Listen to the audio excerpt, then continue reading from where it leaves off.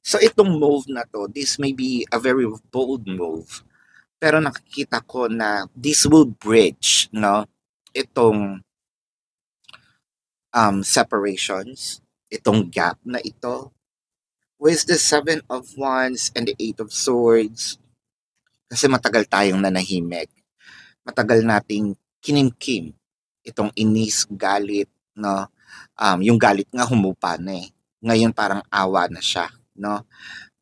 Awa sa iyo, sa sarili mo na rin, at awa din sa person mo kasi feeling mo kailangan, no? Parang kailangan niya rin itong iyong energies. Tingnan natin dito kung ano yung pwedeng sabihin ni person sa'yo. Why do we have to be apart? So bakit daw kailangan nyo pang magkalayo?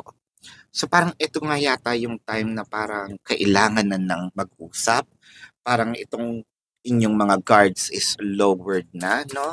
Medyo kalmado na lahat. Let's get a message from the universe.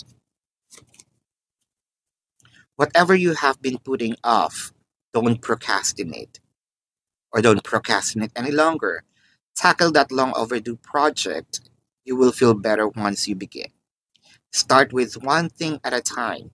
Thoughts and ideas not acted upon are just laying in wait. You can do this. Very aligned itong message ng universe dito sa cards natin kasi parang sinasabi ng universe dito, wag ka nang procrastinate, wag mo nang isipin, wag mo nang patagalin pa, no? Kasi habang pinapatagal mo, lalong hindi nangyayari, lalong hindi natutupad. You will feel better once you begin. Nandito nga kaya sinabi ko, magkakaroon ng bridge, magkakaroon ng gap, ay mababridge yung gap. So ibig sabihin, parang magkakaroon ng sagot, may pagpapatuloy, no? Thoughts and ideas acted upon are just laying in wait. So dapat ito'y ina-actionan na you can do this. So this is your reading. Maraming salamat.